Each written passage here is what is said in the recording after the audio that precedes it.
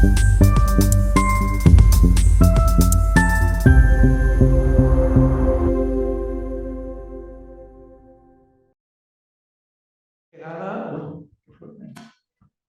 que nada,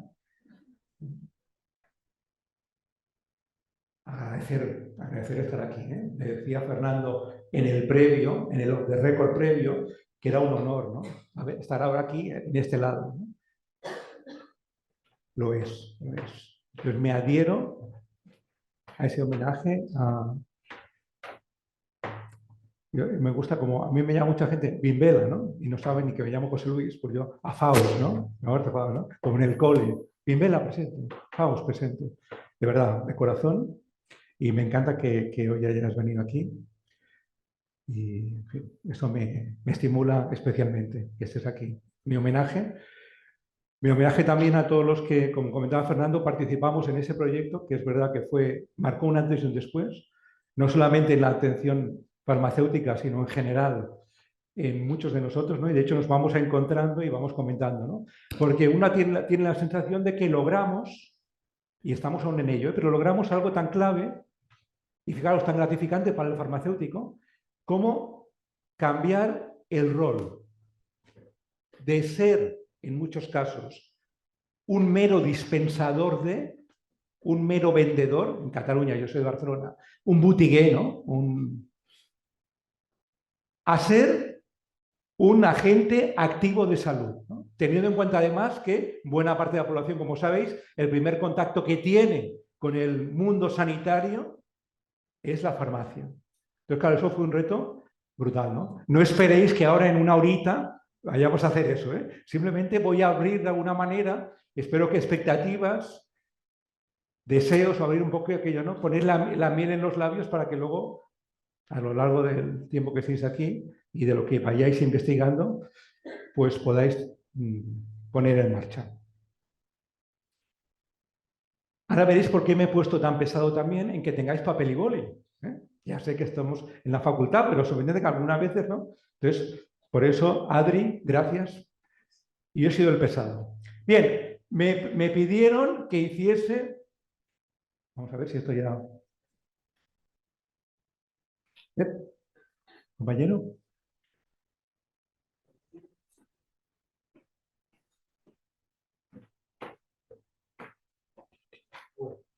Vamos allá. Bien.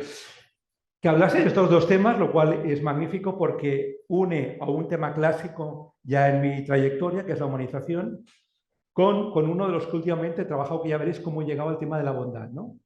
Por supuesto, con evidencia científica, ¿eh? Y además, añadiendo esto de una perspectiva salubrista. Como psicólogo, me gusta definirme, lo veréis aquí. Perdón. Bien. Como veis, como psicólogo salubrista, porque desgraciadamente en este país es una figura un poco extraña, ¿no? Somos pocos los psicólogos en este país que estamos especializados en salud pública, cosa que se ha visto, bueno, se ve claramente en momentos como la pandemia, ¿no? He dicho que falta ese perfil aún en este país. No es que estoy viendo vuestras caras, me encanta esto del directo, ¿no? Como ahora con el tema de la pandemia nos ha hecho tanto virtual, ¿no? El ver esas caras y ver cómo van a ir cambiando, ¿eh? Porque este tío se pisa tal de que va, ¿no? Entonces, me va a ir gustando ver este feedback. Bien, fijaros que he puesto un subtítulo un poco provocador y en mayúsculas, que dice yo decido, ¿eh? A esas alturas, 2024, ya no podemos escurrir el bulto, ¿eh? La responsabilidad que tenéis, para cambiar el mundo a mejor, ¿eh? Entonces, no es por casualidad que esté en mayúsculas, ¿eh? Yo decido, ¿eh? No me vengáis con historias, ¿eh? A estas alturas ya no. Y más con la edad que tenéis. Me ha encantado cuando Fernando ha dicho que muchos de vosotros es el primer día aquí. Hostia, esto me hace sentir útil, ¿eh? El legado. A mí me quedan 2 telediarios. Entonces, bien. además de profesor asociado, de escuela de salud, he puesto también lo de paciente activo, porque buena parte de lo que es ahora mi bagaje tiene que ver con que desde hace unos cuantos años, desde el 2009 aproximadamente, ejerzo como paciente activo. Voy a comentar luego de qué tipo de patologías, pero ya veréis que luego, incluso con vuestra edad, veréis que quien más que menos, una vez definamos el concepto de salud en fecha 2024, será difícil que alguien de la sala levante la mano diciendo que no tiene alguna de esas, ¿no?, de esos aspectos a mejorar relacionados con diversas dimensiones de la salud. Pero lo pongo y lo pongo en rojo además porque es relevante. Os pongo también esto del blog de Bimbela porque como esto va a ser un ratito pequeñito y sobre todo voy a dar algunas pistas y algún instrumento, algún recurso y sobre todo voy a intentar provocaros dudas para que luego podáis investigar y se os mueva algo, ¿no? Pues pongo ya la referencia del blog porque en el blog tenéis cantidad de recursos de todo tipo donde podéis acudir, incluso libros que ya tenemos el permiso de los editores para que os los podáis descargar de forma totalmente gratuita y totalmente legal. Por lo tanto, ahí lo tenéis como un recurso, ¿no?, post-sesión. Post-sesión.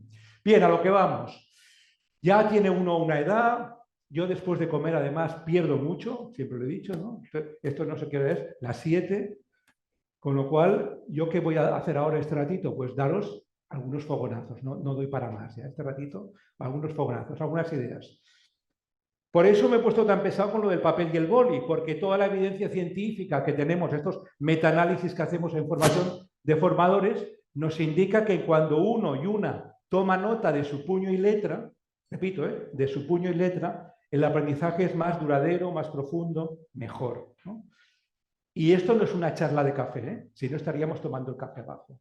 Esto no es una charla de café, es una sesión docente que inaugura lo que empieza hoy aquí y que pretende, no sé si demasiado humildemente o quizá soberbiamente, que realmente os sirva para aprender alguna cosa, ¿no? Entonces, lo de tomar nota de su puño y letra es clave. ¿Qué os pido además en este ratito? Esto que está tan de moda ahora, ¿no? Esto del mindfulness, atención plena, que en nuestra época lo llamábamos, ¿verdad? Decíamos, entregarse en cuerpo y alma. Yo este ratito me voy a entregar en cuerpo y alma. Cuando entre un poco en calor, me voy a entregar en cuerpo y alma. ¿Qué os espero de vosotros? Lo mismo. Gracias, anticipadas. ¿Por qué pongo lo de se admiten fotos? No a mí, sino a la pantalla. Porque ahora veis que en los congresos no la gente, no pasa nada, podéis hacer las fotos que queráis. Además, esto va a quedar grabado, con lo cual luego lo podréis revisar tranquilamente. Espero que también con papel y boli al lado. Esto, perdonadme el detalle, esta mañana por fin he encontrado, esto es un incunable, un incunable. Esto debe tener un valor en el mercado, ¿no? Porque he encontrado, fíjate, yo tengo muchos libros que se llaman cuidando al formador, cuidando tal, y en su momento recuerdo, hicimos algo, que hicimos un documentito, ¿no? Literatura gris, cuidando al farmacéutico, donde trabajábamos esto que comentaba Fernando, habilidades emocionales y sociales, y donde, si os fijáis, ¿no?, el que hizo el diseño puso allí un prohibido en el momento en que en esta foto alguien está sacando el dedito, porque ya sabéis que el dedito, si no lo sabéis ya os lo digo yo, pero seguro que con vuestra experiencia vital lo sabéis, el dedito este no sirve para nada, Decirle al otro lo que tiene que hacer, hostia, ya estaría el mundo cambiado hace 40.000 siglos, Esto no sirve, Lo sabemos en el ámbito profesional y en el ámbito doméstico. Con los amigos, los padres, bueno, los hijos, cuando los tengáis, ¿no? Cuando trabajaba durante unos años en la escuela, un curso que se llamaba Cuidando al directivo, donde trabajábamos con los directivos sanitarios, es lo primero que les decía al llegar a clase. Chicos, chicas, si esto sirviese, yo ya no estaría aquí haciendo este curso. Afortunadamente, el comportamiento humano es más complejo y afortunadamente somos desobedientes los seres humanos. Esto es fundamental. Y ya sé que lo sabéis, solamente os lo recuerdo. Y aprovechando la foto, dedito. Bien. Primero, hablemos claro ya en 2024. Cuando hablamos de salud, hablamos primero sino de una habilidad. La salud no es un estado donde... No, eso ya de la OMS está un poco ya de modé, obsoleto, viejo, antiguo, pasado. La salud es una habilidad y eso ofrece enormes posibilidades. ¿Por qué? Porque una habilidad se puede aprender, mejorar, entrenar. Y una habilidad que, más allá del biopsicosocial de toda la vida, ya en estas alturas, incorporamos desde hace unos años, desde el 2017, lo que tiene que ver, que hoy hablaremos de qué es eso, salud espiritual y lo que tiene que ver con la salud ética. 5 dimensiones, 5, ya casi aquí acabaría la conferencia. Porque si no trabajamos todas estas dimensiones, la probabilidad de que consigamos cambios en adherencias terapéuticas del tipo que sea, farmacológicas o conductuales, es mínima, mínima. Y lo hemos visto con la pandemia. ¿Cómo puede ser que haya costado más que la gente se ponga la mascarilla a que, como conseguimos en su momento, me pongo la medalla, a que la gente usase condón? Yo soy de la época cuando explotó el SIDA en este país. Y conseguimos. ¿Por qué? Porque manejábamos todas estas dimensiones, aunque no las llamábamos así, ¿no? Ya veréis la importancia de lo del sentido de la vida, que es lo que está ligado a lo espiritual. Bien, es más, me voy a permitir reordenar por aquello de que la vocación docente es clave para verlo claro, ¿no? El orden es fundamental, el orden de los factores muchas veces es clave, ¿no? Y entonces la idea sería, de la tríada típica biopsicosocial, vamos a ayudar a añadirle un pre y un post. Muy bien, la chica promete.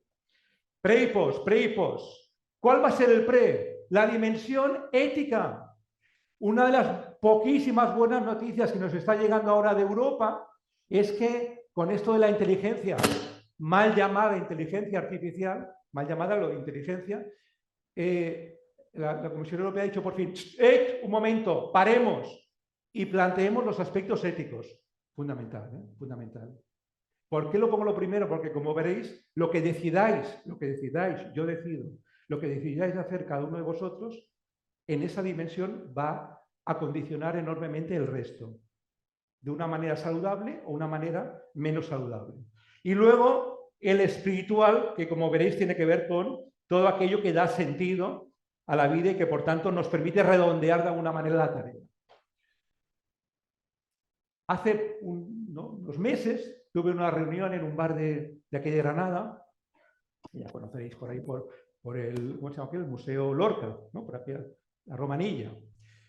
Y de golpe estábamos 10 o 11 personas ahí reunidas y de golpe me di cuenta, obviamente no había ido a investigar eso, estábamos hablando de una reunión que íbamos a aprender una conferencia sobre educación y tal, y de golpe digo, somos 11 y todos los que estábamos en la reunión habíamos pedido cosas distintas. ¿A qué voy? A que viva la diferencia, viva la diversidad, cualquier diversidad, toda la diversidad. Muy bien. Y entonces, ¿qué es lo que, como humanos, que estamos aquí, qué es lo que nos une? Y aquí me voy a permitir hacer un poco el chulo y diré, sin conoceros, a la mayoría, inmensa mayoría de vosotros, creo que sí que puedo decir qué es lo que compartimos. Y lo que compartimos, creo, que es precisamente el que somos vulnerables, tremendamente vulnerables. Lo sabíamos antes de la pandemia, lo sabíamos antes. Pasa que con la pandemia quizá ha quedado incluso más claro. A mí me gusta mucho consultar qué dice la RAE cuando quiero hablar, ¿no? Cuando escribo un libro, no ves la cantidad de diccionarios que manejo y tal, para decir si quiero decir A o quiero decir A' o C. Si voy a la RAE, que es lenta, la RAE creo que es más lenta que la OMS, ¿no?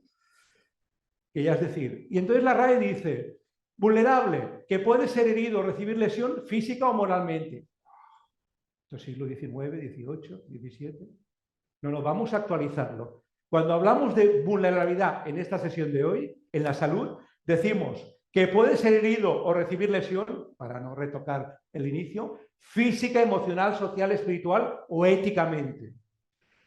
En un curso que llevamos años haciendo en la escuela sobre promoción de la salud espiritual, de la evidencia científica a la práctica clínica, cuando la gente se presenta, un curso que dura 20 horas, se presenta y le preguntamos lo típico, ¿por qué estás aquí? ¿No? Gente que a veces viene de toda España para hacer el curso, a Granada, con lo que representa de desplazamiento, gastos y demás. Bueno, pues cuando la gente lo dice, incluyendo los dos docentes, la doctora Mariola Bernal y yo mismo, todos acabamos confesando que estamos en este curso porque nos rompimos. En algún momento de nuestra vida nos rompimos. ¿De qué tipo fue la rotura? Física, emocional, social, espiritual o ética. Y por eso hemos llegado a la espiritualidad, ¿no? Claro, me lanzáis este reto, ¿no? Humanización, bondad. Pues lo primero va a ser hablar de salud ética.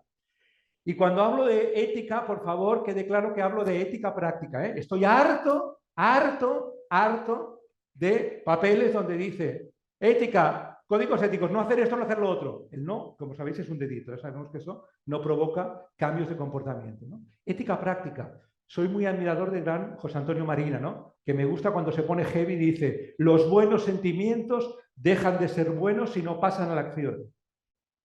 Estoy harto de bla, bla, bla, ¿eh? Llevamos años con bla, bla, bla buenos, humanizadores y luego aquello que decía la Biblia también, ¿no? ¿Qué dice la Biblia? Por sus hechos los conoceréis, ¿eh? No me vendas motos. Déjame ver qué haces. Ética práctica, por tanto. En cada una de las dimensiones os voy a regalar un referente clave para que luego investiguéis. Desde luego en ética, la grana de la cortina, que nos regala la pregunta clave, la pregunta básica cuando yo quiero trabajar desde la salud ética, que es el para qué. ¿Cuál es honestamente mi objetivo? ¿Cuál es mi para qué? Cuando me reúno con el paciente, cuando le pregunto A o le pregunto B, cuando lo miro o no lo miro, o con mi pareja o con mi hijo. ¿Cuál es honestamente mi objetivo? O cuando saco el dedito. Y en ese sentido me gustaría que os llevaseis también, como estamos en la época de las imágenes y tal, ¿no? Que aparte de letras, os llevaseis una imagen. En este caso va a ser la imagen de las manos. Y como yo tuve la suerte de pequeñito de que me tocó ir a una escuela del método Montessori, nunca estaré bastante agradecido de la suerte que fue por pura chiripa, por donde vivía en Barcelona, pues dicen que cuando uno hace, ¿no? Como que aprende más, aprender jugando y todo eso.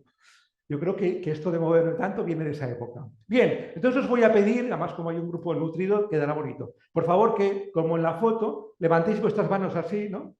Que las veáis las vuestras, ¿eh? Las vuestras. Porque el objetivo es que luego lo recordéis. La idea es la siguiente, cuando hablamos de ética y las manos. Estas manos que estáis moviendo, las mismas manos sirven para acariciar y para estrangular. Las mismas manos. Es decir, no hay ningún instrumento, protocolo, habilidad que sea buena o mala per se. Ninguna. Ni siquiera la mitificada, ni siquiera la mitificada empatía. Adela Cortina me comentaba no hace mucho, dice, no olvides que los torturadores, fijaros, lo que dijo la sabia de la Cortina, que los torturadores también empatizan con sus víctimas. Yo le dije, Adela, ¿qué me dices? Dice, sí. Se ponen en su lugar. ¿Para qué? ¿Cuál es su para qué? Averiguar los puntos débiles para hacer el mayor daño posible.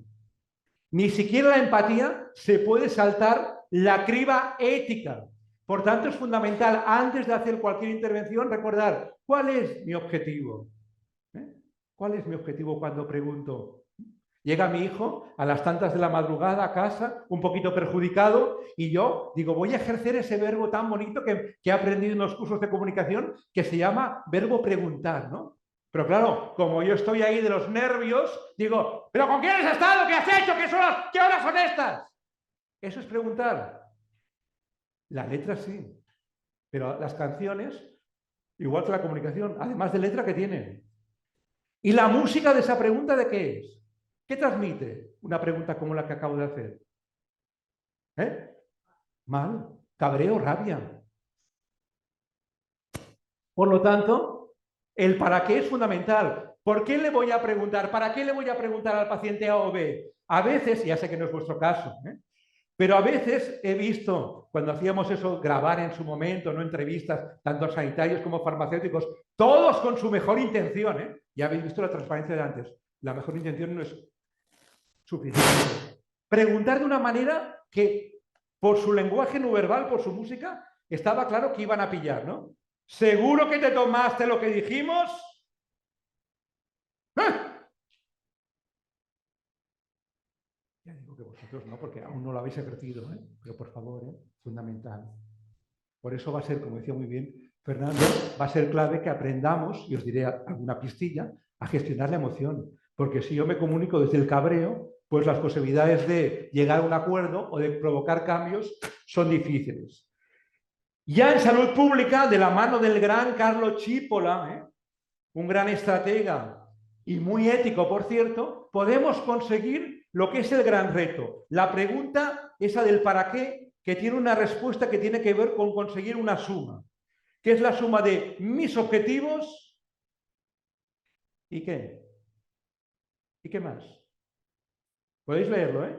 Mis objetivos sí y sus objetivos. Mi poder y su poder, mi salud y su salud, mi bienestar y su bienestar. Y está en rojo la I, porque una de las frases claves, que espero que aún aquí mis antiguas alumnas se acuerden, una de las frases claves es la que dice, frente a la trampa de la disyuntiva, la O, mis objetivos o los suyos, mi poder o el suyo, mi bienestar o el suyo, el poder de la copulativa. La copulativa cambia el mundo, suma. Mis objetivos los suyos. ¿Qué imagen clave va a venir aquí? Recordad, la primera imagen clave, ¿cuál era? Con la ética, las manos, correcto. Aquí la segunda, que igual sorprende a alguien, ahora explicaré por qué está, es la Biblia. Compañero, la Biblia. ¿Por qué la Biblia? Porque cuando en las escuelas de negocios me dicen, sí, esto que cuentas aquí tú es lo que nosotros llamamos el win-win, ¿no? El famoso win-win, ganar, ganar, la estrategia inteligente, sí. Pero yo les digo, señores, que en la Biblia, que está escrita hace ya mucho tiempo, ya hay un win-win maravilloso. Este que nos incorporaba Mateo, amarás al prójimo como a ti mismo. ¿Cuántas veces los sanitarios, farmacéuticos y farmacéuticas incluidas, que se entregan tanto, ¿no? Y yo el primero, nos entregamos tanto al paciente, al alumno, a tal, olvidamos que si uno, como decía muy bien Fernando también, si uno no se trabaja antes, no se cuida, es difícil. Acordaos aquello que nos dicen en los aviones. En caso de despresurización, por favor, antes de atender al lado, póngase usted la mascarilla. Esto es fundamental. El orden es clave también aquí. Claro, la Biblia dice, amarás al prójimo como a ti mismo. Y no es que yo sea mal pensado, pero como no nos concreta cuál es la intensidad, yo, con vuestro permiso y desde la humildad, desde luego, voy a hacer un pequeño redondeo a lo que dice Mateo. Y yo voy a decir, y lo amarás y te amarás mucho. Porque podría venir un listillo que dijese, si yo ya cumplo lo de la Biblia, amo a mi paciente 0,0001 y a mí igual, me diríamos, no es el espíritu, claro, pero como no se dice, ya sabéis que el verbo suponer es un verbo realmente tóxico y poco habitual, perdón, poco eficaz, vamos a concretarlo, ¿no? Ya veis luego lo de VNTLC, ¿de qué va? En definitiva, estamos hablando de amor. Para sorpresa de algunos, los expertos en emociones nos dicen, el amor es la emoción que combate algo que en estos momentos está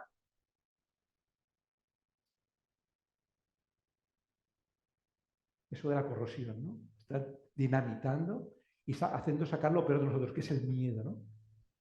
Ese miedo que sentimos algunos desde primero a la mañana, ¿no? El otro día un colega mío, muy inteligente, por cierto, con todos los másteres que queráis, me dijo, José Luis, que la bolsa ha caído un 2,5.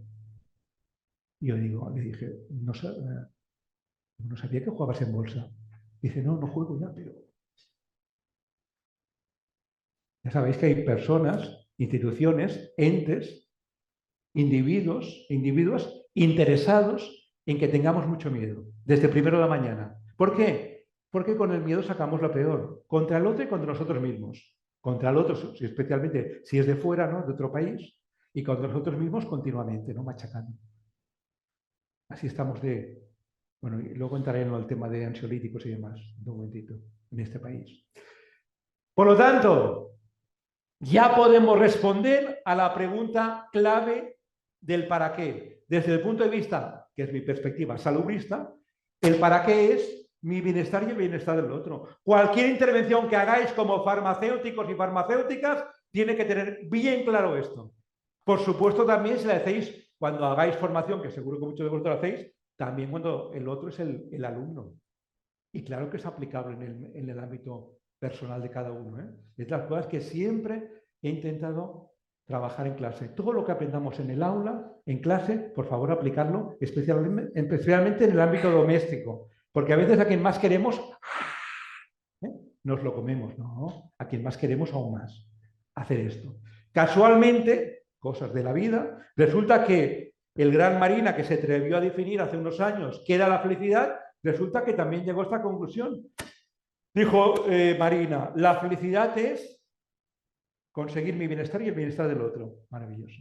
Esto es lo que llamamos ahora salud ética y bondad.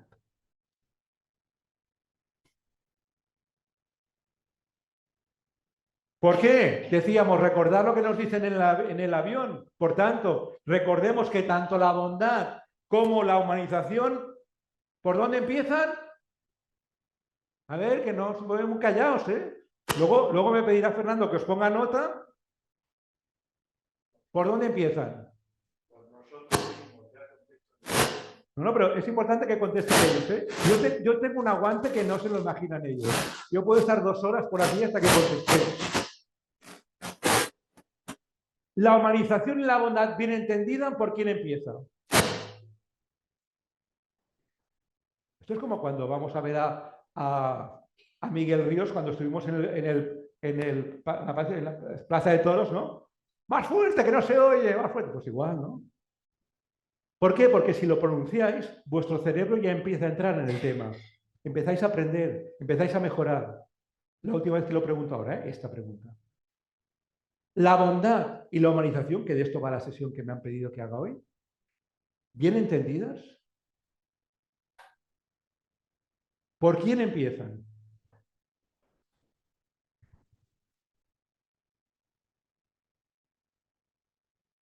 Esta sesión tiene varios mantras, un par de mantras. Primer mantra, esto igual que tienen en Oriente lo de Om. Decíamos que el orden es clave, acabamos de ver la señorita azafata con la mascarilla. Por tanto, el primer es clave. Yo conmigo, antes de relacionarnos con con el paciente, con el compañero, hay que trabajarse uno y a fondo. Por eso entraremos ahora mismo ya en el tema emocional que tanta relevancia tiene. Luego ya entramos en el yo contigo. La persona que viene a la farmacia, mi pareja, el compañero, el amigo. Y luego, una vez hemos trabajado, ya veis con qué herramientas el yo contigo, ya podemos ponernos en el, a veces mitificado, nosotros y nosotras, ¿no? ¿Por qué digo esto con cierta ironía? Porque yo en nosotros y nosotras no me apunto si antes no hemos trabajado a fondo lo anterior. En grupo solemos sacar lo peor de nosotros, lo peor, sea grupo familiar, sea grupo de amigos, si ya no te digo nada, si vamos a ver al Granada, ¿no? Si no hay un trabajo, yo no me apunto al grupal. Ya sabéis, la turba, ¿no? La masa.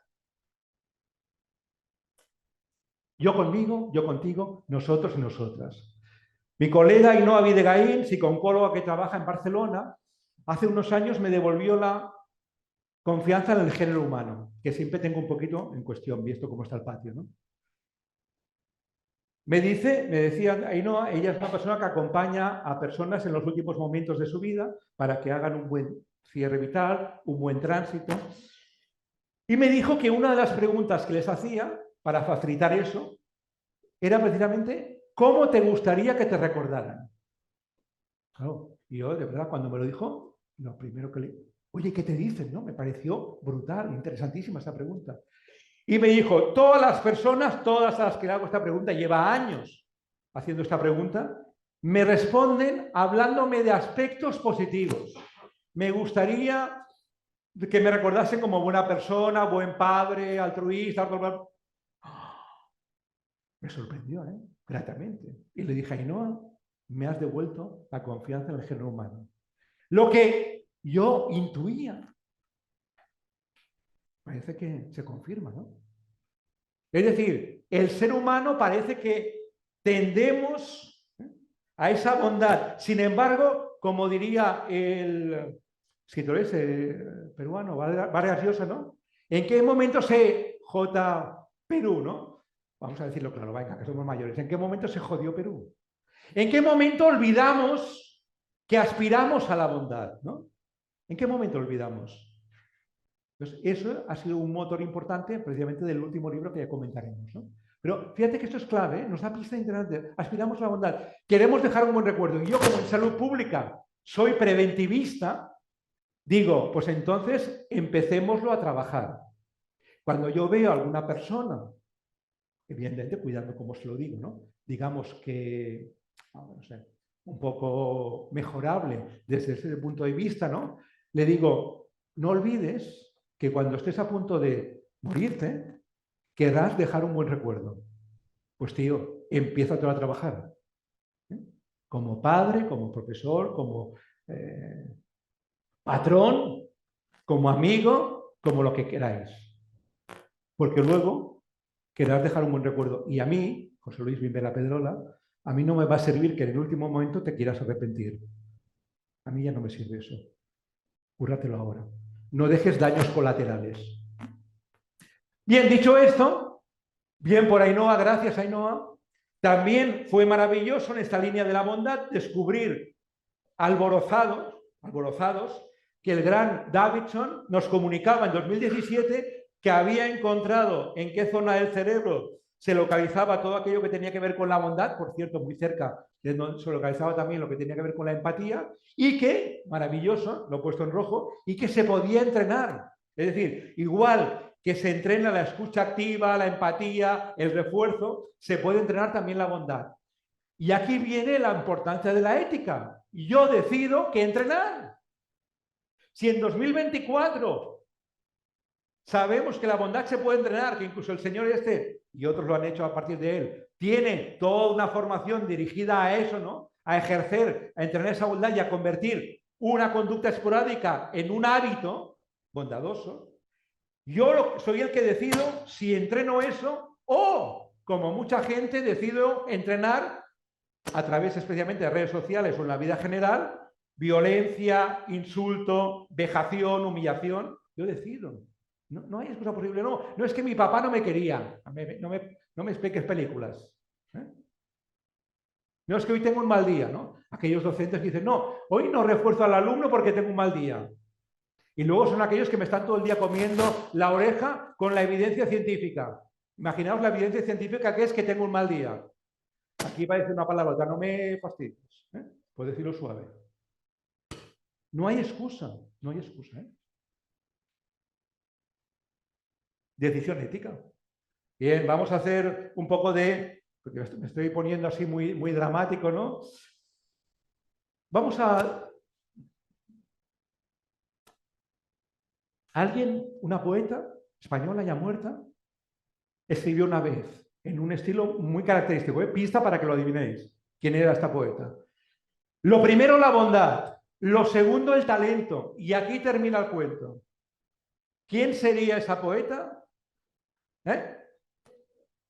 ¡Correcto! Bien, premio. Gloria Fuertes, Claro, la gente joven es verdad que igual no lo conoce tanto, pero muy recomendable Gloria Fuertes. Hablaba, como me gusta a mí, claro y sintético, sintético. Ahora, igual que hemos hecho con la Biblia, aquí también vamos a redondear, Vamos a redondear a Gloria Fuertes, porque olvida algo. Además de bondad y talento, para que podamos desarrollar una buena tarea como buenos y buenas farmacéuticos, además hay que ponerle tenacidad y transpiración. Lo que me gusta decir, sudar la camiseta. Es difícil ser un buen farmacéutico, un buen docente, un buen psicólogo, un buen padre o buena madre sin sudar la camiseta. Esto lo escribe Rosa Montero en un libro que se llama, que nunca me acuerdo. Muy recomendable, fijaos el título maravilloso, El peligro de estar cuerda. Maravilloso libro de la maravillosa Rosa Montero. Por tanto, hay que currárselo. Hace unos años estaba yo dando un curso en Gerona para formadores especialmente en salud pública, y en un momento de descanso me fui al baño y encontré, ante mi sorpresa, troquelado ahí en la pared del baño, una frase que decía: sonreír es el mejor tratamiento de belleza. Claro, como no me lo esperaba, este que está allí soy yo, como no me lo esperaba, ¿qué es lo primero que hice? Sonreír. Y comprobé que estaba más guapo. ¿A qué voy con esto, bromas aparte? Que cuando hablamos de la sonrisa, siempre decimos, la sonrisa con aquello de las neuronas espejo, ¿vale? Ahora aquí estamos aún en la parte precisamente que tiene que ver con lo que decimos del autocuidado. Lo que hemos descubierto, se han descubierto en el ámbito de las neurociencias, es que cuando uno y una sonríe, el primero que sale ganando es el sujeto sonreidor, si me permitís la expresión. ¿Por qué? Porque la consigna, la idea, la sugerencia que recibe nuestro cerebro al comprobar, al confirmar esa sonrisa es: esto está bien, vamos a armonizar todo con esa sonrisa, con ese bienestar. Todo es sistema inmunitario, sistema endocrino, etcétera, etcétera. Por eso lo pongo aquí, porque es también algo que tiene que ver con el autocuidado. Claro, sonreír o no, yo lo decido. Marina, que viene con frecuencia a la escuela, siempre dice que una de las cosas que más le molesta a este país es el prestigio que obtiene la mala leche, ¿no? La mala cara. Parece que si uno dice algo cabreado es más importante, ¿no? Así nos va, ¿eh? Este país así nos va. Aquí en Granada más tenemos la mítica mala follá. No te digo nada. Yo decido si sonrío o no.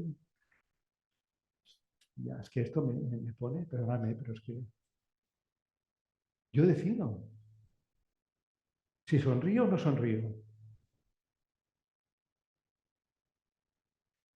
Silencio dramático para que os llegue el alma esto, ¿eh? Bien. En 2009, ya que hablamos de ética y de bondad, una decisión ética me salvó la vida. Yo, por circunstancias de un dolor físico que era insoportable, que se juntó a un dolor emocional, a un dolor social y tal, decidí suicidarme. 2009. Y como la evidencia que yo manejaba en estos temas era que el entorno sufre muchísimo, obviamente, pues empecé a escribir una carta a mis padres explicándoles por qué lo hacía. Simplemente era un dolor tal, yo había llegado a donde quería ir más, en fin. En un momento que no podía más. Yo soy de la generación, si me permitís la expresión, de sexo, drogas y rock and roll. Claro, vivir, como diría el Manolo Tena, el cantante, vivir siempre en la espuma de la ola, eso es agotador. Yo no podía más. Y el dolor, el cuerpo ya explotó, ¿no? Y entonces, claro, y no quería que se sintiesen culpables. Yo les explicaba por qué lo iba a hacer, ¿no? Cuando llevaba, esto es bestial, porque lo recuerdo como si fuese ahora, cuando llevaba 1,5 folio, mi cerebro, en ese momento hábil, la verdad, lo reconozco, me dijo: por mucho que les cuentes, por mucho que argumentes, tus padres no lo van a entender. Y les vas a provocar un sufrimiento que no se merecen y que es evitable. Pensé, tiene razón. Entonces, ¿qué hice? Ejercer un verbo, que ahora que se supone, ahora que soy experto salubrista en suicidio, es el tema clave, ¿no? Cuando se trata de prevención del suicidio. Posponer. Pospuse y me dije a mí mismo: mientras mis padres vivan, eso no lo voy a hacer. Fijaros, una decisión ética, bondadosa hacia mis padres. Pero claro, la Biblia ya lo dice claro: amarás al prójimo como a ti mismo. Y entonces tuvo mi cerebro la habilidad de recordarme esta segunda parte de la Biblia, ¿no? Y entonces decidí lo siguiente: ya que he decidido vivir, voy a cuidarme más. Recordar, entre paréntesis, sexo, drogas y rock and roll. Voy a cuidarme más a nivel de dimensión física, frío físico, alimentación. Por ejemplo, una maravilla brutal fue cuidar mucho lo que es alimentación antiinflamatoria, ¿no? Que para el dolor fue mano de santo, etcétera, etcétera. Una decisión ética, bondadosa, me salvó la vida, la otra me la sanó. Y entonces, bueno, pues empecé a vivir y a salir del hoyo, ¿no? Y en ese sentido, solamente, no os voy a contar aquí mi vida, pero solamente una de las pistas clave, que tiene mucho que ver también con el trabajo con los pacientes, ¿no? Que es que, además de la pregunta muy judio-cristiana del por qué, que muchas veces acaba siendo tóxica, ¿no? Claro, la pregunta que uno se hace, ¿por qué a mí? ¿Por qué ahora? ¿Por qué? ¿Por qué? ¿Por qué? Depresión asegurada, caí en la depresión. Conocí a través de colegas que trabajaban más en el mundo oriental una pregunta mucho más proactiva, que es, tengo este dolor, ¿para qué lo puedo utilizar? Que fue lo que me llevó a decir, para cuidarme más, etcétera, etcétera, ¿no? Decidí esto que ponéis, que está aquí puesto, y además pasé a la acción. Lo hice, bien. ¿Qué pasó entonces? Pues que descubrí cosas. Durante la pandemia estaba yo tan tranquilo ahí navegando cuando estábamos en casa que no podíamos salir y descubrí una técnica japonesa impronunciable que resulta que es la siguiente, que me pareció una metáfora de lo que me había pasado a mí, ¿no? De la vida, casi os diría, ¿no? Que es que cuando en Japón se rompe una cerámica, en lugar de, como hacemos aquí, primer mundo tan chulos, ¿no? Tirarla y comprar otra, ¿no? Consumir, consumir, consumir. O esconder las grietas, ¿no? Fijaos la metáfora del corazón, ¿no? El griete del corazón, no, a mí no me pasa nada. Ahora sí, porque ha habido ya el boom, empieza a haber el boom de lo de la salud mental, pero hasta antes de eso, no me pasa nada, todo bien. ¿Cómo estás? Todo bien, maravilloso. Sino que no solamente no las ocultan, sino que realzan las grietas con oro. ¿Por qué? Porque quieren poner de manifiesto esa suma maravillosa de fortaleza, fragilidad y belleza. Me parece una metáfora muy bonita, precisamente de la vida. ¿Qué pasó? Fijaros que esa decisión la había tomado yo en el 2009. La pandemia llegó ¿en qué año? 2020. Yo no me acordaba ya de eso. Yo había vuelto a resurgir, cual ave fénix. Era otra vez, no otra vez súper feliz, ¿no? Mucho más feliz que antes porque había trabajado mucho temas de Lego, en fin, cosas. A lo que vamos, me sentía mucho mejor en todos los aspectos de mi vida. Mejor docente, mejor pareja, mejor padre, etcétera, etcétera. Más contento conmigo mismo, en comunión con la vida, feliz. Llega la pandemia. Y la pandemia arrasa a mis padres.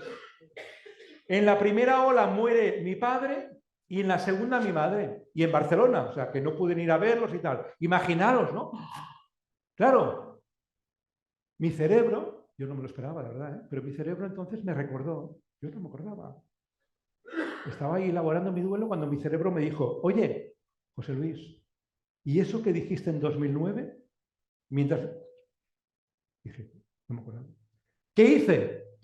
Pues aprovechar una oportunidad que me dio el destino. Bueno, primero empecé a escribir sobre ello, ¿no? Es decir, intenté elaborar, sabéis que el arte es sanador, ¿no? No sé si conocéis a esa poeta, Elvira Sastre. Elvira Sastre, una poeta que está ahora muy en boga, ¿no? Que hace conciertos como Patti Smith, por decirlo así, ¿no? Leyendo poemas.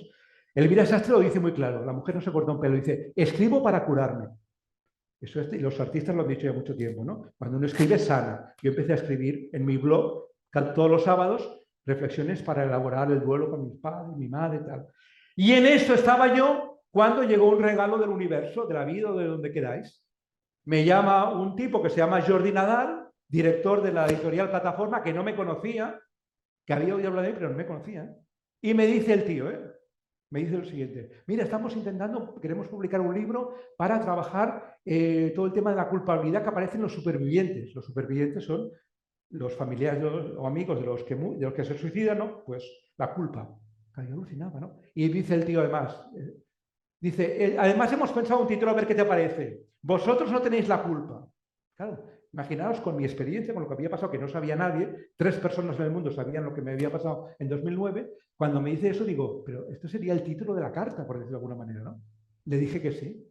Y entonces, claro, aproveché para escribir este libro. Vosotros no tenéis la culpa en torno al suicidio, donde por una parte, por eso la portada, por una parte trabajaba mis grietas, ¿no? Todo aquello que había provocado eso en 2009, y por otra parte era un homenaje a mis padres. ¿Por qué? Porque mis padres, sin saberlo, en 2009 me habían vuelto a dar la vida, porque no me maté por ellos, ¿no?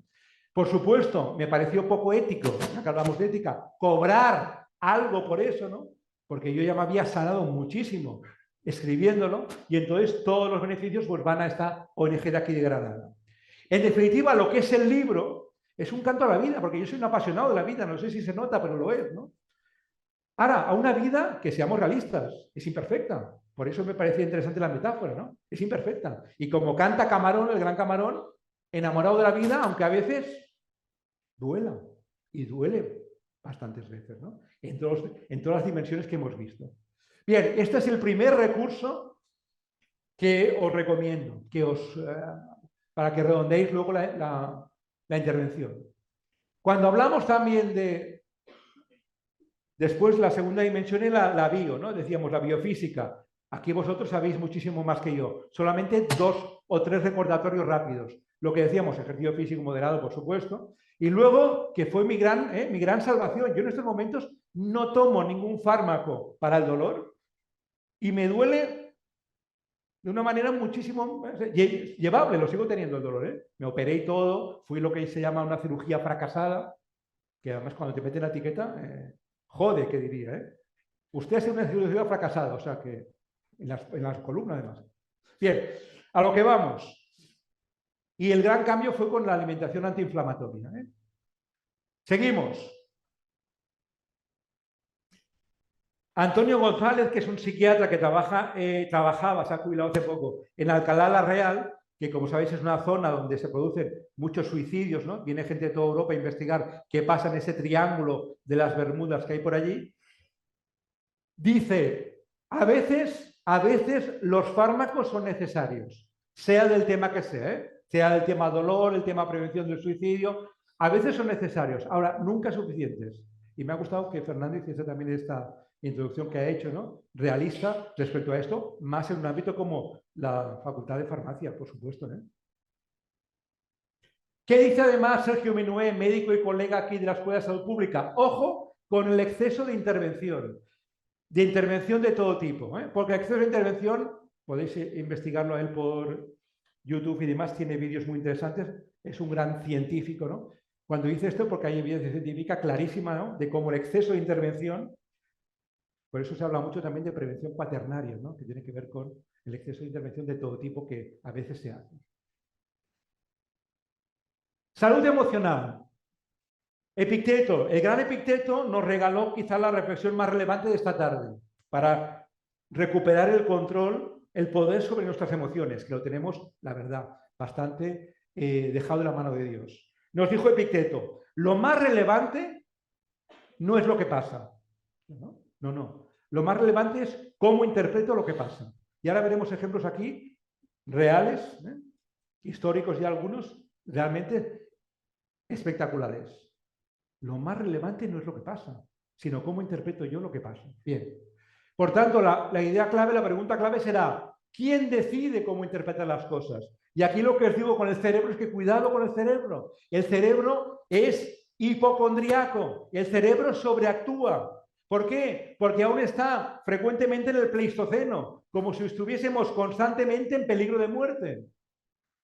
La gente que sufre migrañas, no sé lo que habrá aquí, pero unos cuantos tiene que haber según los estudios, ¿no? Lo entiende enseguida, ¿eh? Sobreactúa. Los que tenemos dolores osteoarticulares también lo entendemos. Un ejemplo reciente. Una de las actividades, por ejemplo, ahora cuando estoy haciendo una actividad como esta que me gusta, ¿no? Que me produce adrenalina, tal, y además atención plena, ya no me noto casi nada del dolor, ¿no? Es como una molestia. Estoy aquí, atención plena.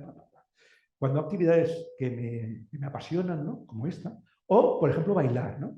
Por tanto, pues bailo todo lo que puedo. Y antes de la pandemia, pues también iba a discotecas. Recuerdo una vez en Barcelona, una noche de esas que dices, hoy va a ser una noche de esas que voy a gozar. Cuando llevaba hora y cuarto, hora y media bailando, mi cerebro me dijo, lo recuerdo como si fuese me dijo al oído, dice, tío, como estábamos en ámbito discotequero, me trató así un poco tío, ¿no? Dice, tío, te estás pasando. Ya verás mañana cómo te va a doler. Y yo escuché a mi cerebro, sugerencia, hay que escuchar al cerebro. Ahora, la pregunta es, una vez lo escuchado, ¿quién decide? ¡Yo! ¡Yo! No, lo digo así, lo grito así, porque no es lo habitual. Nos dejamos llevar porque el cerebro hipocondriaco nos lo dice. Entonces yo escuché a mi cerebro y decidí seguir bailando. Asumiendo, por supuesto, las consecuencias, de una forma madura las consecuencias. Ya mañana, ya hablaremos. Una noche de esas espectacular, 4 o 5 horas bailando. Pregunta clave. al día siguiente me hacía más dolor de lo habitual. Respuesta categórica, no, menos. Probablemente porque aún quedaban restitos de endorfinas por allí jugando, ¿no?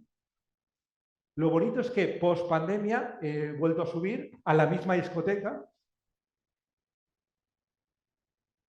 y esa vez el cerebro ya no me ha dicho nada. Ya pero me di cuenta al día siguiente y digo, hostia, ayer no me dijo nada. ¿Por qué? Porque ya está aprendiendo. Hay que reeducar a nuestro cerebro. Repito, sobreactúa y nos puede llevar a la ruina. Porque está obsesionado con salvarnos la vida física.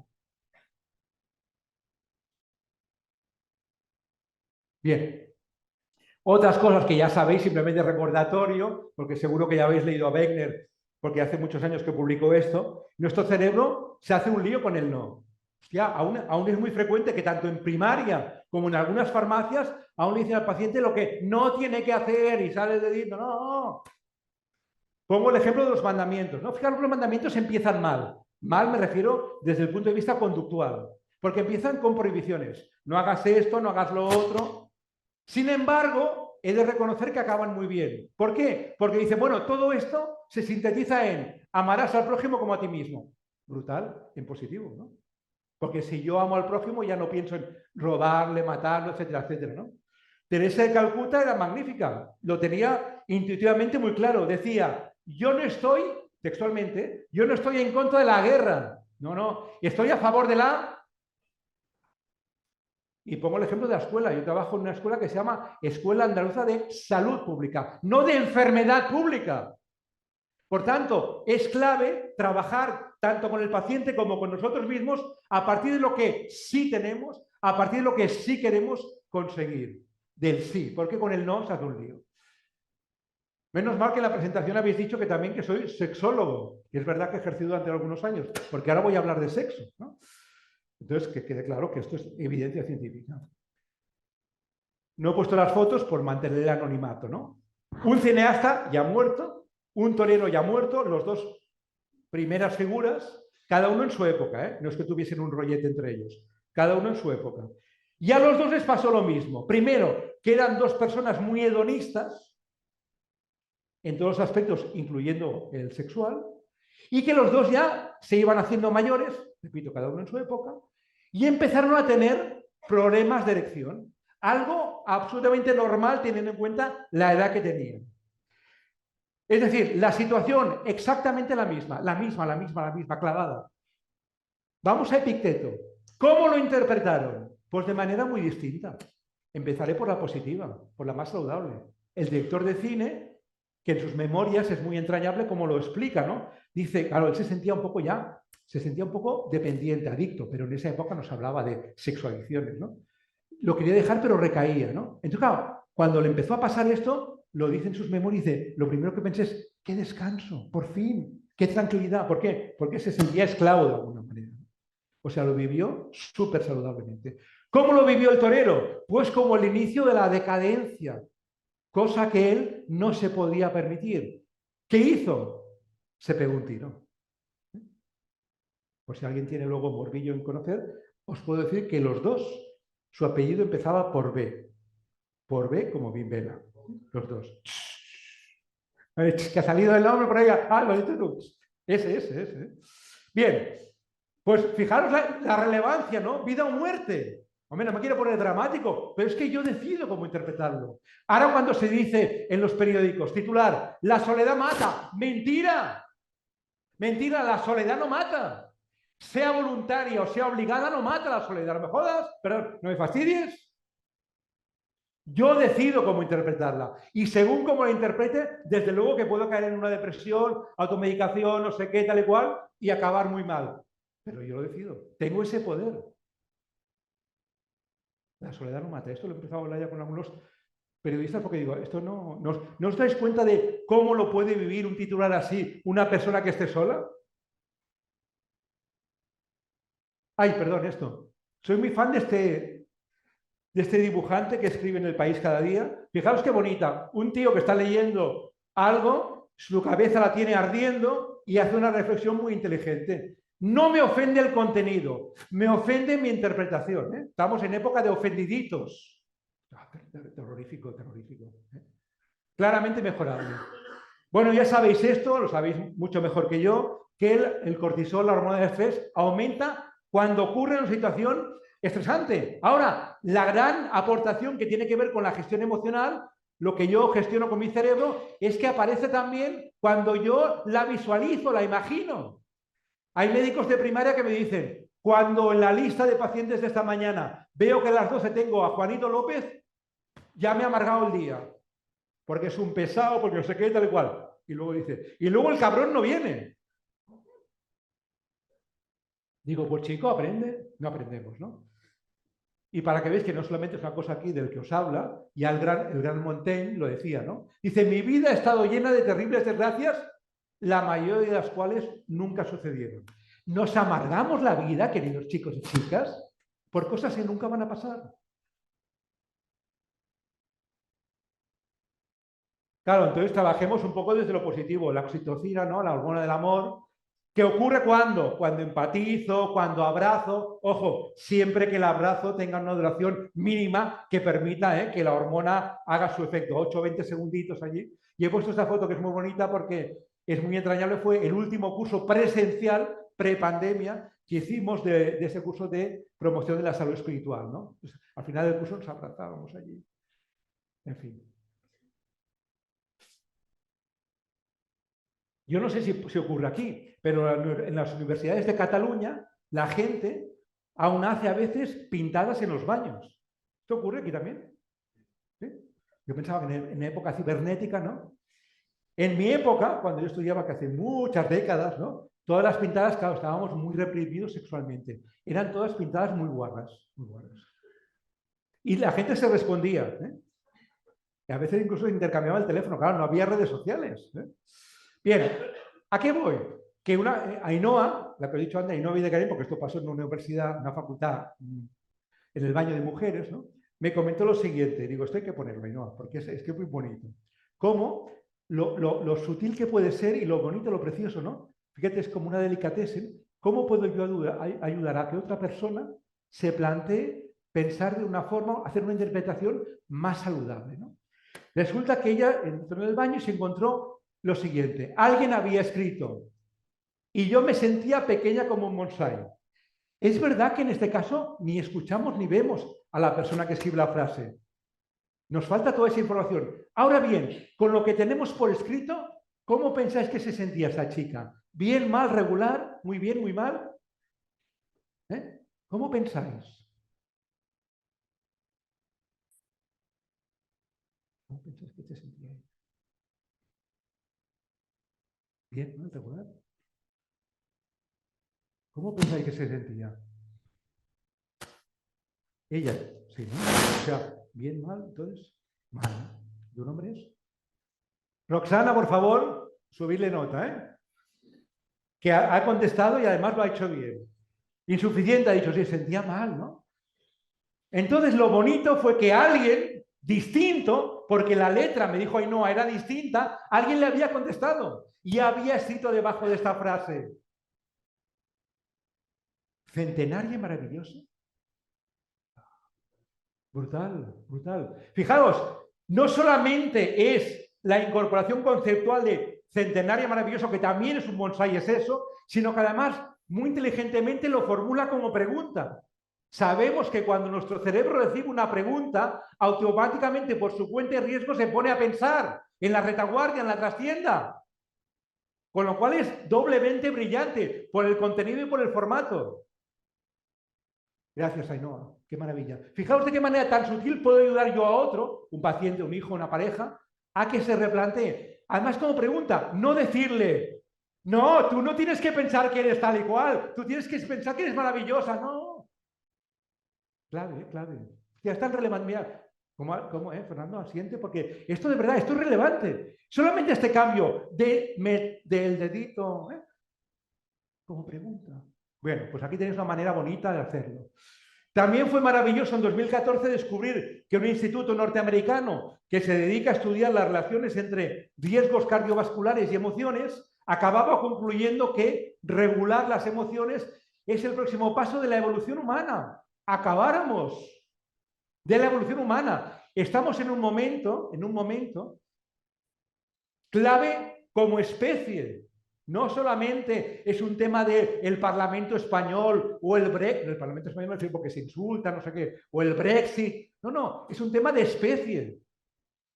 Este salto cualitativo que representa, oye, por decirlo con un ejemplo, igual que ahora decimos, ¿cómo? ¿Me estás diciendo que hace un tiempo en las cavernas los hombres llevaban, esos cómics que hemos visto, ¿no?, a las mujeres cogidas del pelo? Decimos, no. Dentro de unos años dirán, ¿me dices que en el Parlamento español la gente se insultaba? No me lo puedo creer. Entonces pondrán el vídeo. Pues sí que ese salto aún no lo hemos dado, pero estamos en ello. Espero que esto os ayude a algunos. Claro, cuando hablamos de estos temas decimos pensar bien. Pensar bien no es pensar en plan buenista, todo el mundo es bueno. No. Es pensar de una forma más objetiva, justa y realista, más científica. Es poco científico decir esto es una mierda o decir esto es Hollywood. Son igual de cutres los dos, ¿eh? No. Cuando yo analizo algo digo esto y esto funciona y esto es mejorable. Sea la conducta de un paciente que viene a la farmacia o sea el autodiagnóstico que hacemos con nosotros y nosotras mismas, ¿no? Pensar bien. Repito, es pensar de forma más objetiva, justa y realista. Segundo recurso. En la escuela, a raíz de la pandemia, pusimos en marcha estos cursos masivos y gratuitos. Bueno, pues el primero que hicimos fue el de gestión práctica de emociones, que ahora lo hemos ya adaptado a la situación post-pandémica. En este momento tenemos más de 10.500 alumnos de todo el mundo, porque como decías también, muy bien Adri, mucha gente de Latinoamérica, ¿no?, que se conecta cuando se conecta y lo está haciendo. Un curso que en aproximadamente 10 horas, fijaros el título, gestión práctica, uno aprende con entrenamiento que se plantea en el curso a gestionar la emoción, ¿eh? Porque aquí lo que digo yo es, esto es importante, tal, y alguna pistilla, pero es un entrenamiento.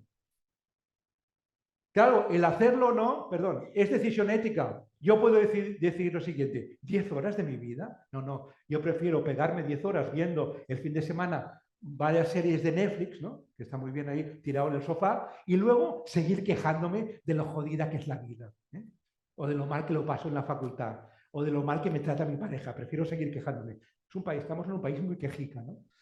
En temas de quejas, cuando hago reuniones con otros pacientes como yo que tienen dolor crónico, les hago la siguiente confesión. Os juro, les digo, que si quejándome me doliese menos, estaría las 24 horas quejándome. Cuando lo hice en 2009, acabé con depresión. Yo decido. También, por si alguno no se anima a hacer el curso entero, que por supuesto es gratuito, no lo he dicho, pero es obvio, ¿no? Los cursos MOOC masivos son gratuitos. Ahí os he dicho cómo conseguir apuntaros a él.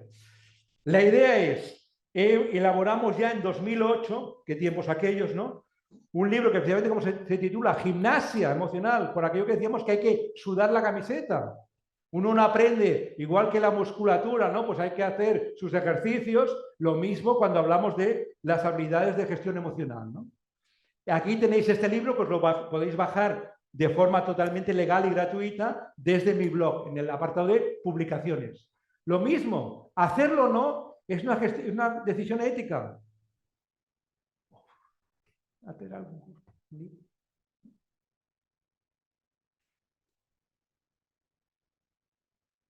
Esta es muy reciente, esta transparencia. Puse aleluya porque ya estaba ya un poco hasta, en fin, digo, por fin, ¿no? O sea, este libro se escribió Gimnasia Emocional en 2008. 16 años después, una pandemia después, un biólogo dice, a raíz de un libro que ha publicado, si se entrena el cerebro se producen efectos casi inmediatos. Claro, es que lo emocional, ¿eh? Cuando hablamos de ciencia, cuando hablan de ciencia de los medios, sabéis en qué piensan, ¿no? ¿En qué tipo de ciencias piensan, ¿no? Bueno, pues así nos va. Muertes evitables durante la pandemia, pero ahí estamos. Por tanto, digo, por favor, viva, permitidme que haga este meeting, viva las ciencias del comportamiento.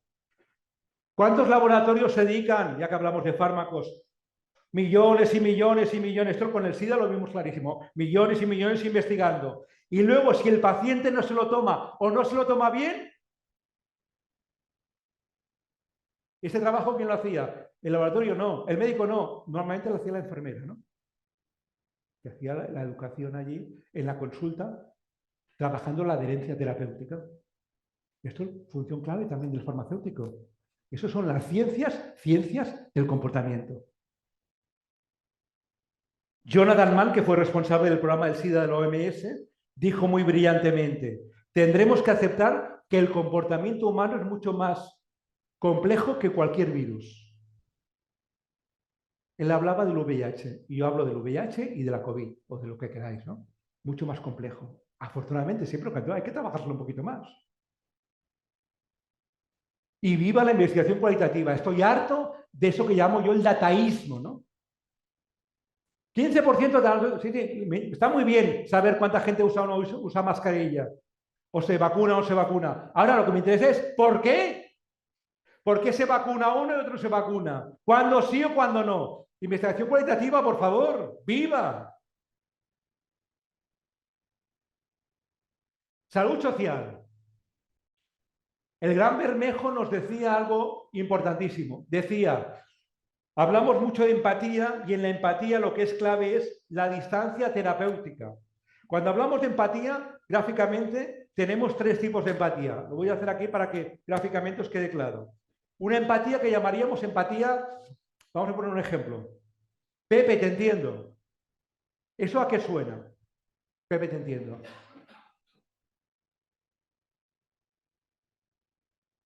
No os preocupéis que yo duermo aquí en Granada, o sea que tengo tiempo, no. Pepe, te entiendo. ¿A qué suena? Señora, yo la entiendo.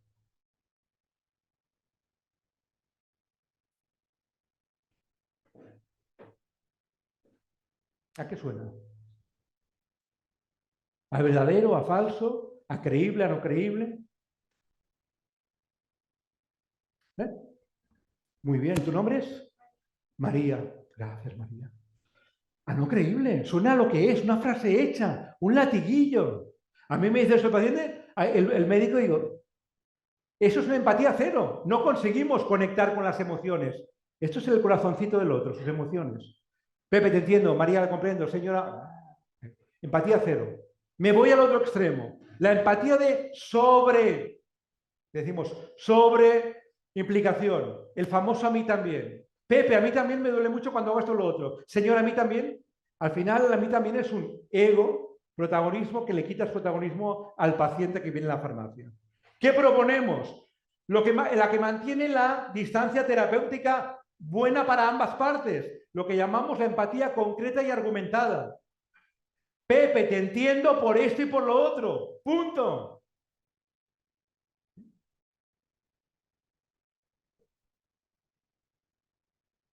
Estoy un poco ocupado con el tema de la salud 4.0, ¿no? Porque es verdad que dicen que es digitalizada, correcto, lo es. Ahora, luego dicen que es centrar en el paciente. Mentira.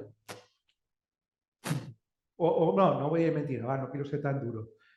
Como vamos a poner aquello, la música de bolero, ¿no? Aquel bolero que decía, lo dudo, que esté centrada en el paciente. Yo como paciente no noto que... No solamente nunca me han preguntado para hacer, es como llaman esto, las apps, ¿cómo es? Apps, ¿no? Digo, no es que el mundo bancario, sí, el mundo bancario, pero ahora que no estamos en el mundo bancario, el mundo sanitario tiene mucho que mejorar con esto. Porque me temo que caeremos otra vez en algo que en salud pública nos ha pasado varias veces, que todo con el SIDA nos pasó con los jóvenes, todo para los jóvenes. Y nos veíamos todos y todos teníamos más de 40. Pero hacíamos campañas y eslogans para los jóvenes. ¡Oh, qué enrollados que éramos! ¿Eh? Con esto está pasando igual. O no será también esto que llamamos el edadismo, que yo ya lo empiezo a sufrir en mis carnes, ¿no? O el dataísmo que os decía ahora, ¿no? Cuidado con esto de las apps. Con ellos, no sin ellos, no contra ellos, sea quien sea de ellos, pacientes crónicos, jóvenes, ancianos. El gran Albert Joubert ya publicó en el 99 una editorial en la famosa revista Medicina Clínica que nos convulsionó a todos para bien. Cuando se hablaba tanto de medicina basada en la evidencia, él puso el dedo en la llaga, sabiamente como era él, sociólogo, médico y paciente con cáncer, y una de sus conclusiones en este artículo, Medicina basada en la afectividad, era que la mejor tecnología sigue siendo la comunicación profesional de la salud, incluyendo, por supuesto, farmacéuticos, con el paciente. Esa es la tecnología más punta y más compleja, más complejo que cualquier aparato que...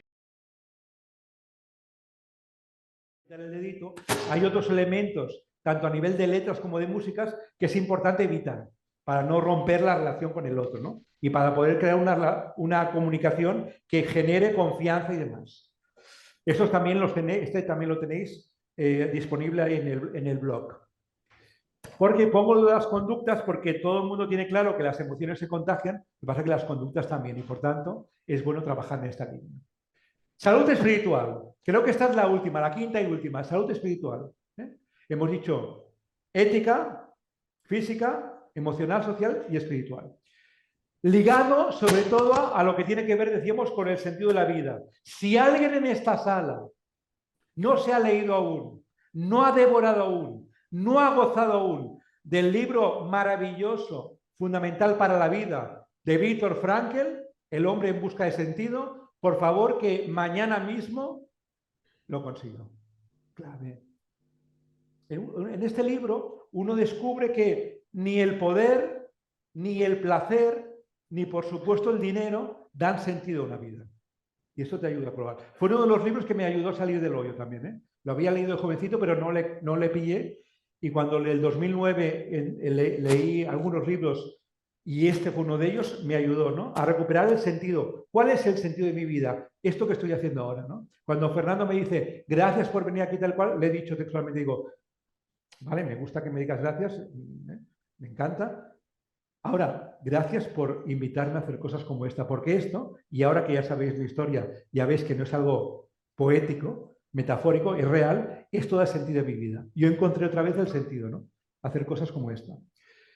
Claro, cuando hablamos de sentido, aquí la imagen que yo os pongo, porque tiene mucho que ver con lo que uno descubre en este libro, y ahí los farmacéuticos y farmacéuticas lo tenéis, digamos, más fácil que otras profesiones, que al final lo que uno descubre es que lo que acaba dando sentido es dar y darte, dar lo que tienes y darte a los demás, ¿no? Yo cuando trabajo a veces con familias adoptivas, ¿no?, que adoptan niños, que me parece una cosa alucinante, ¿no? Yo soy padre de un hijo y ya me ha sido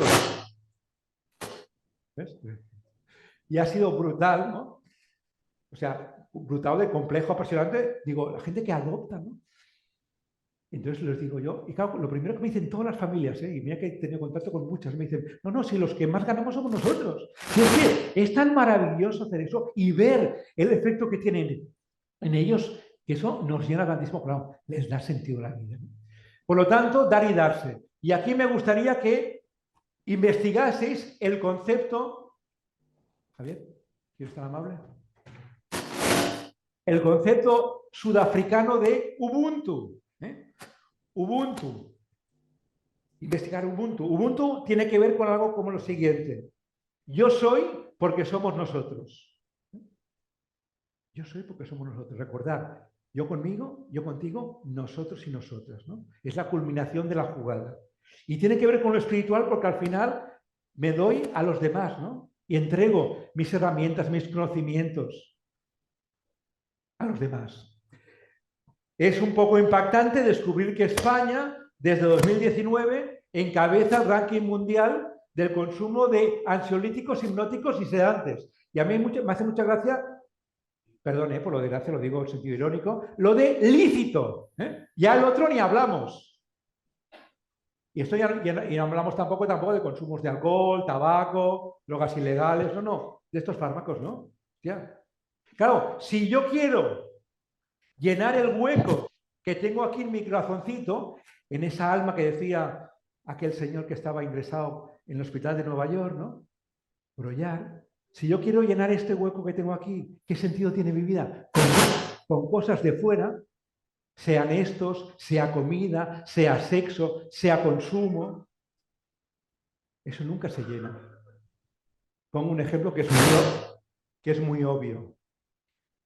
Cuando uno descubre que multimillonarios que tienen miles de millones que no se lo gastarán en 40 vidas que vivan, aún hacen ingeniería financiera para ganar medio millón más, porque eso no tiene fin. ¿Por qué? Porque eso es puro hedonismo, lo inmediato.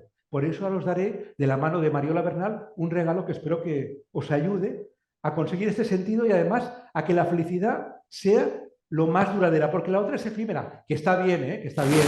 No os voy a decir, no hagamos esto, no. Lo único que esto solo no da sentido. Descubrir un hotelito con encanto, está bien, pero eso no da sentido a la vida, ¿no? Tomarse aquel vino de no sé qué, tal y cual, o aquella cena, eso está bien, pero eso no da sentido a la vida. Entonces, ¿qué os propongo? Que además de la mano de la gran Mariola Bernal, doctora en antropología médica, que además del hedonismo, trabajemos eso que nos suena mucho menos, claro, porque ni de oídas, la eudemonía, que tiene que ver precisamente con la autenticidad del sentido. ¿Qué es lo que da sentido? ¿Qué es lo que me llena, no? ¿Qué es aquello que hace que cuando estoy en ello, el tiempo me pasa volando? Cuando hacemos prevención del suicidio y trabajamos con jóvenes, esto es lo primero que trabajamos, ¿no? ¿Qué es lo que le apasiona a tu hijo? ¿Qué es aquello que tal? Porque eso es fundamental. Hace un tiempo que la gente se sorprendía de que hubiesen jóvenes que se apuntasen. Por favor, recordad que esto es voluntario, ¿eh? No tengo ningún problema en que nos quedemos 4. A los que nos quedamos, se sorprendía de que jóvenes españoles se apuntasen a la yihad. A la yihad se apuntaban, tú. Morir y matar. ¿Cómo puede ser? Bueno, pues puede ser porque no había una alternativa que les llenase que fuese saludable. Eso lo tenemos pendiente como sociedad. Por eso, cuando hacemos prevención del suicidio, a mí el tema del suicidio me interesa no solamente por mi historia personal, sino porque como saludista cuestiona totalmente el tipo de sociedad que tenemos. Totalmente. Y es una oportunidad de oro, igual que con el SIDA. Cambiamos cosas que luego ya incorporamos a la vida cotidiana, como el tema emocional, los grupos de pacientes y todo esto. La prevención del suicidio nos puede ayudar a mejorar, y buena falta que hace, la sociedad claramente mejorable que tenemos. Bien, eudemonía. En el 2017 empezamos a trabajar en la Escuela de Salud Pública esta salud espiritual, ¿no? De evidencia científica y todo esto. 2017, por aquello de las fechas, ¿no? Por lo que os decía de la lentitud de la OMS. Bueno, la OMS en 2021, bien. En este documento, la Carta de Ginebra para el Bienestar, por fin cita también el bienestar espiritual. 2021, bien. Mejor tarde que nunca. Ahora la pregunta es, ¿y el bienestar ético? Bueno, ya llegará, ya llegará. Aquí ya lo estamos trabajando desde el 2021. Todos sabemos que hay palabras que humanizan, que sanan, que ayudan, y palabras que deshumanizan, que duelen. Y eso ocurre tanto en el diálogo interno, lo que decíamos de pensar bien, fijaros que al final, vamos a ponernos filosóficos, es lo que llamaríamos el diálogo socrático conmigo mismo. Cuando yo gestiono y le paro un poquito esa hipocondría que tiene mi cerebro y le digo, está muy bien, pero yo voy a seguir bailando, etcétera, etcétera, ¿no? O cuando le dije, yo soy muy fan de los Simpsons, ¿no? Y una de las estrategias que hice con el dolor, fijaros que ya he dicho con el dolor, hasta hace muy poco aún decía con mi dolor. ¿Cómo que mi dolor? Dios mío, Le dije, hablé con el dolor y le dije, mira, a partir de ahora te vas a convertir en el actor secundario Bob. No sé si seguís los Simpsons, ¿no? El de los pelos así como una palmera es el actor secundario Bob. Y le dije esto porque en aquel momento el dolor ocupaba toda mi vida. Yo me había convertido en un dolor andante. Era insoportable estar conmigo. De hecho, mi pareja me abandonó. Era insoportable. Y lo entendí perfectamente, ¿eh? Todo el día quejándose, eso es insoportable. A lo que vamos, me sirve, o sea, eso es aplicable tanto al diálogo interno, que me digo respecto a aquello que decíamos, ¿no? Me sentía como un bonsái. ¿Cómo vivo lo del bonsái? Como también en el diálogo externo, lo que le digo al paciente, o a mi hijo, o a mi pareja, o a mi jefe. Esto no os lo voy a explicar, solamente lo pongo porque es una cosa muy reciente. Digo, hostia, esto lo que tienen que tener claro, ¿no? Un estudio reciente con que tomáis el nombre del artículo, manténgase amable y continúe. El efecto de la amabilidad en el bienestar. Y me gustó leyendo las conclusiones del estudio, ver cómo iban saliendo las distintas dimensiones que hemos visto, ¿no? La emocional, la ética, la social, la física, la espiritual, etcétera, etcétera. El hecho de ser buenos, ¿no?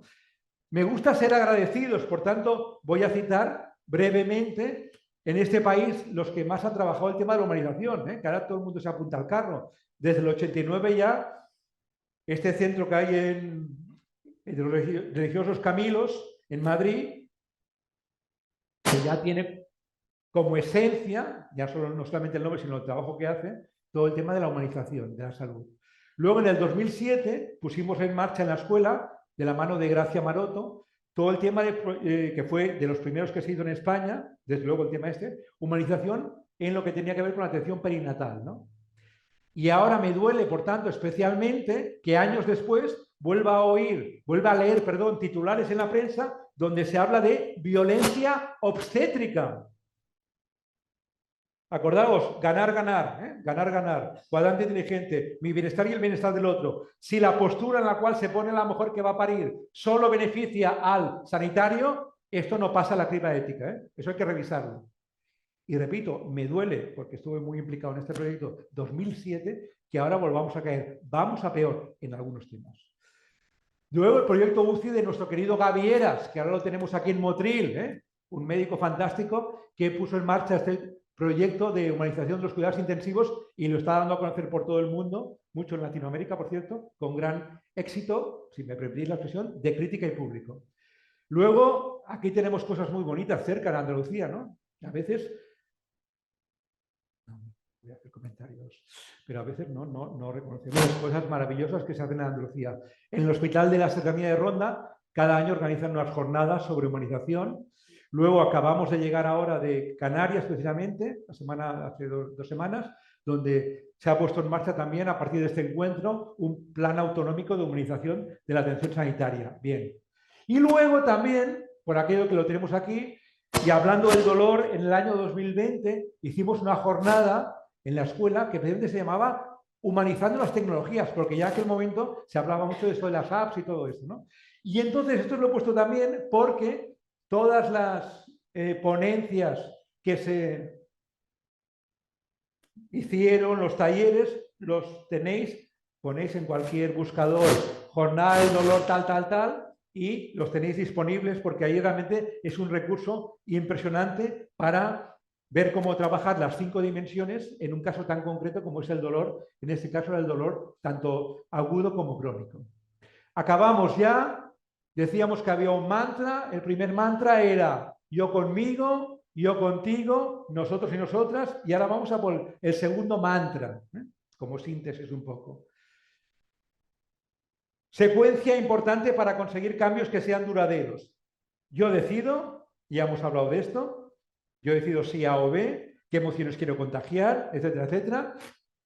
Paso a la acción, porque claro, si no paso a la acción, yo el año que viene, cuando venga, que me van a volver a invitar, tendré que volver a decir, Epicteto decía en el siglo tal, lo más relevante no es lo que pasa, sino cómo interpreto lo que pasa. Y estoy harto de decir esto ya.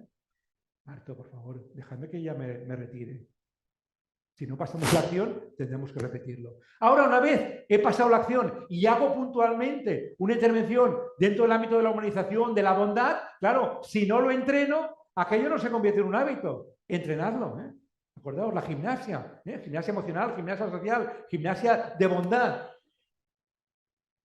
Y además, redondeamos un cuarto apartado, como quiera yo o no quiera, los humanos contagiamos lo que sentimos y lo que hacemos, hostia, la gracia que es que podáis decidir lo que queréis contagiar.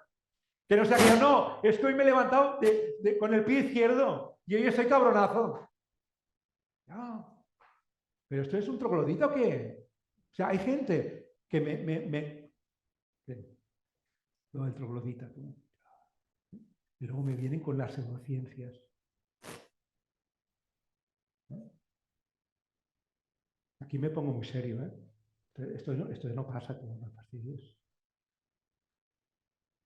Pero con un perro. El perro no puede hacer otra cosa. Pero tú, ser humano, puedes decidir si haces A o haces B. No, es que este alumno me ha dicho. Es como si vas por la calle, lo que decía Josep Torres, ¿no? Vas por la calle y uno va y te dice 15-0. Hay gente que ante esa provocación dice, ¿cómo que 15-0? Y coge la raqueta y empieza a jugar. Coño, ¿tanto poder le has dado al tío ese? Que no, no, es que me ha dicho burro. ¿Y? Brutal, ¿eh? Brutal. Atapuerca. Orce. Paleolítico. Claro, lo bonito es que uno acaba dándose cuenta que cuando se comporta bondadosamente, éticamente, eso acaba dando sentido a la vida. Porque cuando te ves por la mañana, incluyendo las arrugas, ¿eh? Te ves, ya sabéis que la arruga es bella, como decían en mi época, en esta época, ¿no? Cuando te ves por la mañana, te gusta la cara que ves, arrugas incluidas. ¿Por qué? Porque estás siendo coherente con tus valores, con tus creencias, con lo que has decidido, con lo que como ser humano, ¿no? Nos lleva a ser solidarios. Jesús de Miguel, un sociólogo, colega y amigo de la Universidad de Barcelona, un día nos encontramos en un avión y empezamos a hablar de la espiritualidad tal cual, y él me empezó a hablar de la otra vida. Digo, Jesús, no te conozco. Y me explicó lo que era para él la otra vida. Y me encantó. Dice, la otra vida es la que sigue cuando nosotros hemos muerto. Y fíjate, me dijo, nosotros seguimos currando, investigando, se ha hablado aquí de investigación, sabiendo que nosotros no vamos a acabar la tarea. No, no, lo seguimos haciendo y luego le cedimos el testigo al otro. Somos de un solidario acojonante. Reconozcámoslo y ejerzámoslo también en el día a día de la farmacia de cada día, ¿no?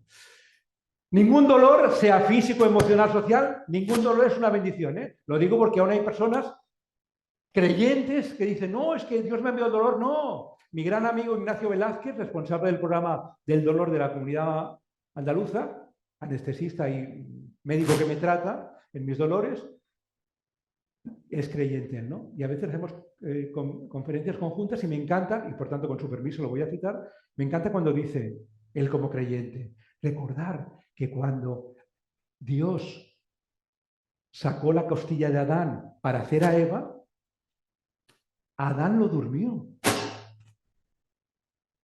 Dios no quiere que suframos.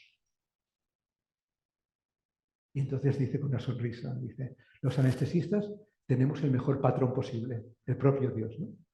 Dios no envía esa bendición. Digo para los creyentes, ¿eh? No envía esa bendición. Para nada. El dolor no es ninguna bendición. Ahora, lo que sí es una bendición es que yo decido qué hacer con este dolor, cómo lo interpreto, cómo me lo como, qué papel le doy. Eso es un poder tremendo, tremendo, tremendo que tenemos. Y que en general ejercemos poco. Ya os lo digo, ¿eh? Ejercemos poco. Bien, vamos acabando. Sexto recurso. Me encanta recordar que el día 13 de noviembre, desde hace unos años, la OMS lo escogió, es el Día Mundial de la Bondad. Bueno, pues yo aproveché este 13 de noviembre para publicar este libro que estamos presentando ahora por toda España, que se llama Bondad, fijaros el subtítulo, práctica y radical, ¿eh? Práctica y radical, no bla, bla, bla, bla, práctica y radical. De forma que lo que recojo aquí es toda aquella evidencia científica, tanto a nivel de neurociencias como a nivel de sociólogos, como a nivel de antropología, que estoy trabajando mucho en esa línea también, demuestran cómo esa bondad es una tendencia del ser humano, natural del ser humano, ¿no? Eso que os decía antes, ¿en qué momento lo olvidamos? ¿Y por qué lo olvidamos? Por el miedo, ya lo hemos comentado, ¿no? Claro, la idea es esta, ¿no? Aspiramos a la bondad y la ciencia lo confirma. En este caso también ya se ha hecho algo que me gusta hacerlo y que me llena de satisfacción y me da sentido. También en este caso todos los beneficios económicos van para una asociación, en este caso Entre Libros, que es una asociación preciosa que lo que hace es ir a hospitales o a otros centros, como por ejemplo cárceles también, y lee con los internos o, por ejemplo, mucho con niños en procesos oncológicos, ¿no? Lee con ellos con todos los beneficios que sabemos. No es que les lea a ellos, no, lee con ellos, ¿no? Con todos los beneficios físicos, emocionales, sociales que eso conlleva. Sexto recurso, en las mejores librerías. Gracias, ha sido un placer.